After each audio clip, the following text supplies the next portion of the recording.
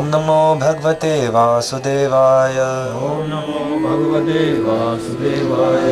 नारायणं नमस्कृत्यं नारायणं नमस्कृत्यं नरं चैव नरोत्तमं नरं चैव नरोत्तमं देवीं सरस्वतीं व्यासं देवीं सरस्वतीं व्यासं ततो जयमुदीरये। ततो जयमुदीरये। नष्टप्रायेषु अभद्रेषु नष्टप्रायेषु अभद्रेषु नित्यं भागवत सेवया नित्यं भागवत सेवया भगवति उत्तम श्लोके भगवति उत्तम श्लोके भक्तिर्भवति नैष्टिकी। भक्तिर्भवति नैष्टिकी। ग्रंथराज में भागवतम की जय हो। गत्वा जाकर उदीचीं उत्तरी दिशम दिशा राजा ध्रुव ने रुद्र अनुचर रुद्र अर्थात शिव के अनुयायियों द्वारा सेविता बसी हुई तदर्श देखा हिमवत हिमालय की द्रोणियाम घाटी में पुरी नगरी गुह्यक प्रेत लोगों से संकुला पूर्ण गत्वोदीचीं दिशं राजा रुद्रानोचर सेवितां ददर्श हिमवत द्रोण्यां पुरीं गुह्यक संकुलां। ध्रुव महाराज हिमालय प्रखंड की उत्तर दिशा की ओर गए। उन्होंने एक घाटी में एक नगरी देखी जो शिव के अनुचर भूत प्रेतों से भरी पड़ी थी।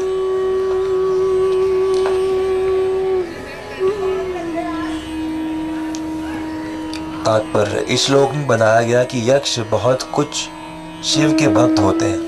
इस तरह यक्षों को तिब्बती जनजाति की तरह हिमालय की आदिम जाति माना जा सकता है। दधमौ बजाया, शंखम शंख, बृहद बाहु शक्तिशाली भुजाओं वाले, खम आकाश, दिशः च तथा सभी दिशाएं, अनुनादयत गूंजते हुए, येन जिससे, उद्विग्न दृशः अत्यंत चिंतित दिखी, क्षतः हे विदुर, उपदेव्यः यक्षों की पत्नियां, अत्रसन भयभीत हो गई, भृशम अत्यधिक, दद्मौ शंखं बृहद्बाहु खं दिशश्चानुनादयन् येनोद्विग्नदृशं क्षतर रूपदेव्योऽत्र सन्भृशम्। श्री मैत्री मुनि ने आगे कहा, हे विदुर, जैसे ही ध्रुव महाराज अलकापुरी पहुंचे उन्होंने तुरंत अपना शंख बजाया जिसकी ध्वनि संपूर्ण आकाश तथा प्रत्येक दिशा में गूंजने लगी। यक्षों की पत्नियां अत्यंत भयभीत हो उठी। उनके नेत्रों से प्रकट हो रहा था कि वे चिंता से भरी थी। तत्पश्चात निष्क्रम्य बाहर आकर बलिनः अत्यंत बलशाली उपदेव कुबेर के, महाभटाः बड़े बड़े सैनिक, असहंतः असहनीय, तत् शंख की, निनादम ध्वनि, अभिपेतुः आक्रमण किया, उदायुधः विभिन्न आयुधों से सज्जित, ततो निष्क्रम्य बलिना उपदेव महाभटाः असहन्तस्तनिनादम् अभिपेतुरुदायुधः। हे वीर विथुर, ध्रुव महाराज के शंख की गूंजती ध्वनि को सहन ना कर सकने के कारण यक्षों के महाशक्तिशाली सैनिक अपने अपने अस्त्र शस्त्र लेकर अपनी नगरी से बाहर निकल आए और उन्होंने ध्रुव पर धावा बोल दिया। सह ध्रुव महाराज तान उन सबको आपदतः अपने ऊपर टूटते हुए वीरः वीर उग्रधन्वा शक्तिशाली धनुर्धर महारथः जो अनेक रथों से लड़ सकते थे एक एक करके युगपत् एक साथ एक समय सर्वान उन सबको अहन मार डाला बाण है बाणों से त्रिभिः तीन तीन करके सतानापततो वीर उग्रधन्वा महारथः एकैकं युगपत् सर्वान् अहन् बाणैस्त्रिभिः। ध्रुव महाराज जो महारथी तथा निश्चय ही महान धनुर्धर भी थे, तुरंत ही एक साथ तीन तीन बाण छोड़कर उन्हें मारने लगे। तो यहाँ पर चर्चा हो रही है कि किस प्रकार से ध्रुव महाराज का आगे का जीवन चला। तो उनका विवाह हुआ, 2 विवाह हुए और उसके बाद एक घटना हुई कि जो उनके छोटे भाई उत्तम थे वो हिमालय पर्वत में आखेट के लिए गए और एक शक्तिशाली यक्ष द्वारा उन्हें मार डाला गया। तो आखेट यानी कि जैसे क्षत्रिय राजा जो थे पुराने समय में शिकार के लिए जाते थे। क्यों जाते थे शिकार के लिए? क्योंकि उनके लिए यह आवश्यक है कि वो समय समय पर अपना युद्ध कौशल का अभ्यास करते रहे। तो इसके लिए ऐसा होता था कि वन में जो जंगली पशु जब कभी बढ़ जाते थे तो ऐसा था कि आप जाकर उनका नियंत्रण करो, उनसे युद्ध करो, अपना तीरंदाजी की, अपना शौर्य की, वीरता की जो है परीक्षण करो। तो वास्तव में तो इसलिए रहा जाता था, लेकिन घटना ऐसी हुई कि वहाँ पर उनका किसी यक्ष से कुछ हुआ और उनकी मृत्यु हो गई और उनकी माता अपने पुत्र के वियोग में उसी पथ पर चली गई। तो ये चीज़ भगवान ने पहले ही कही थी, अगर आपने ध्यान दिया हो। जब भगवान ध्रुव महाराज से बात कर रहे थे, ध्रुव महाराज से बात करते करते उन्होंने कहा कि तुम्हारी विमाता, जो कि है तो तुम्हारी विमाता सुरुचि, लेकिन उन्होंने तुम्हारे प्रति अपराध किया, तो इस अपराध का दंड उन्हें मिलेगा इस प्रकार से कि उनका जो बेटा है वो यक्षों द्वारा मारा जाएगा। तो हालांकि ये विधान ध्रुव महाराज जानते हैं, लेकिन फिर भी राज करते करते अपने माता और भाई की आसक्ति के कारण या जो भी हुआ, उनको ऐसी धारणा आई कि वो इसका प्रतिशोध ले। तो कई बार ऐसा भी हो जाता है कि भगवत प्राप्त व्यक्ति भी, कई बार भक्त लोग कुछ गलत करते हुए दिख सकते हैं। तो ध्रुव महाराज भगवत प्राप्त व्यक्ति भी कई बार प्रतिशोध लेने के आवेश में आ सकते हैं, क्योंकि भगवान की माया का जो स्वरूप है वो इतना बलशाली है कि कभी किसी को पूरी तरह गिराए ना गिराए, लेकिन कभी किसी को भ्रमित कर सकती है। तो इस कारण से ध्रुव महाराज प्रतिशोध लेने के लिए कुबेर की नगरी जो है अलकापुरी, जो कि कैलाश के तल पर मानी जाती है, तो वहाँ पर पहुँचते हैं और बहुत ही वीरता से जो है युद्ध करते हैं। तो यहाँ से हमें समझ में आता है कि भगवान की माया कितनी ज़्यादा शक्तिशाली है। यानी कि कोई थोड़े समय के लिए भी जब भगवान की स्मृति को छोड़ता है तो उतने ही देर में उसको भगवान की माया ग्रसित कर सकती है। इसलिए भगवान क्या कहते हैं 7वें अध्याय के 14वें श्लोक में कि देवी हेषा गुणमयी मम माया दुरत्यया मामे व्ये प्रपद्यते माया मेताम तरत्तिते।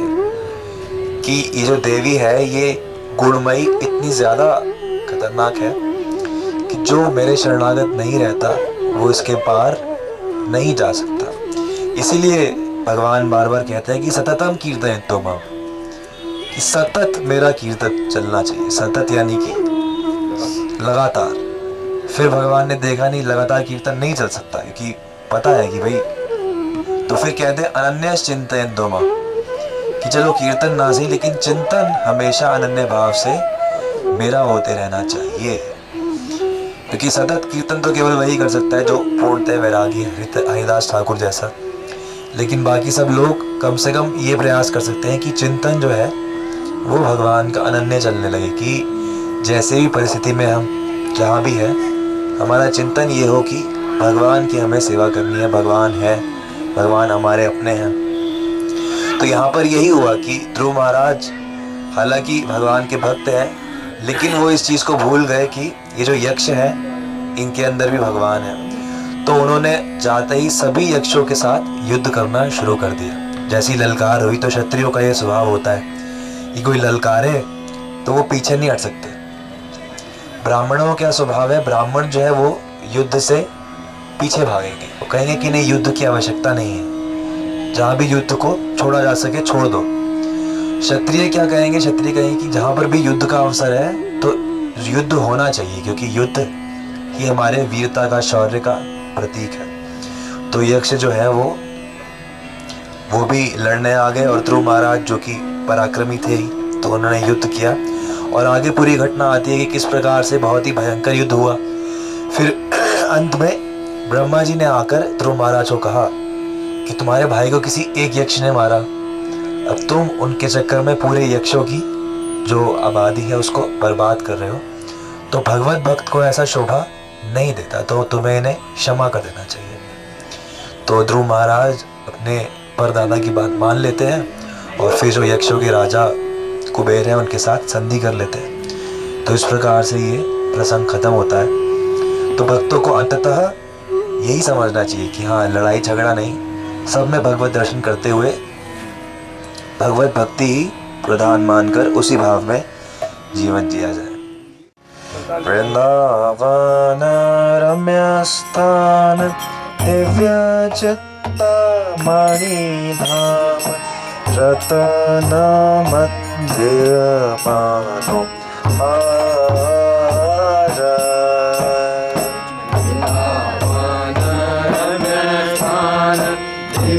चिंतामणि धाम मंदिर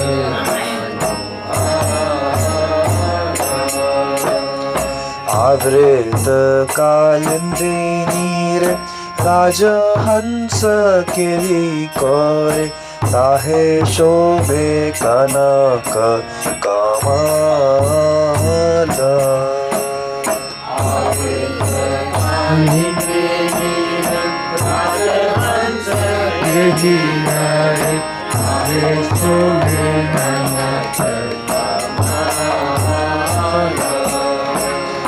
तार मध्ये हेमपीठ अष्टदले वेष्टित अष्टदले प्रधान नायिका।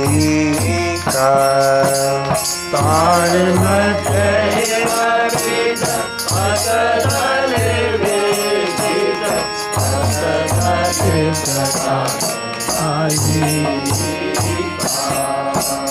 तार मध्ये अन्नासाने बसियाचे दुई जने श्याम संधे सुंदरी राधिका।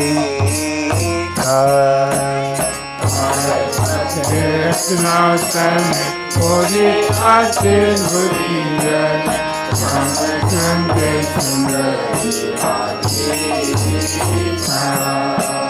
वृंदावन रम्य स्थान दिव्य चित्तमणि नाम रतन मंदिर मनोहर।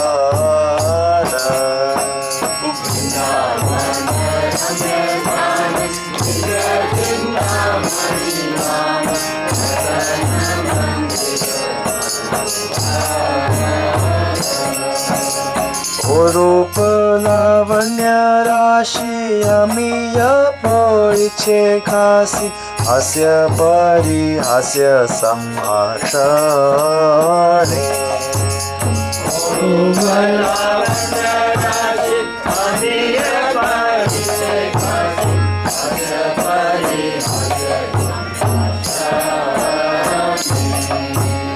नरोत्तम नासकय नित्य लीला सुखमय सदाय सूरक मोर पाने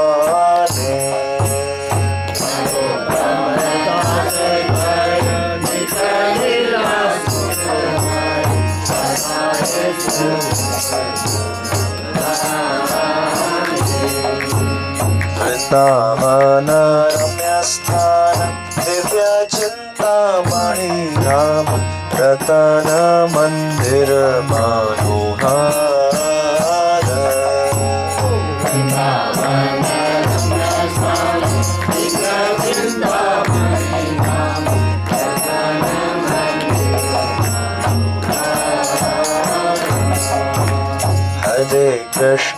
हरे कृष्ण कृष्ण कृष्ण हरे हरे हरे राम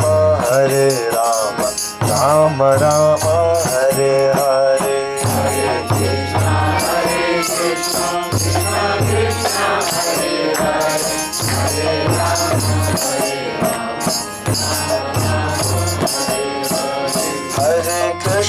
हरे कृष्ण कृष्ण कृष्ण हरे हरे हरे राम राम राम हरे हरे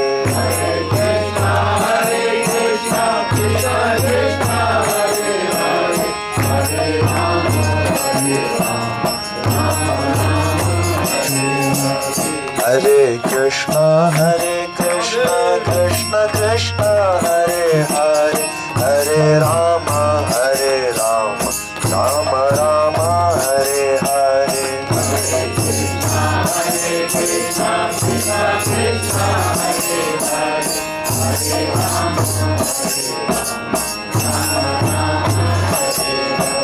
हरे कृष्ण कृष्ण कृष्ण हरे हरे हरे राम राम हरे हरे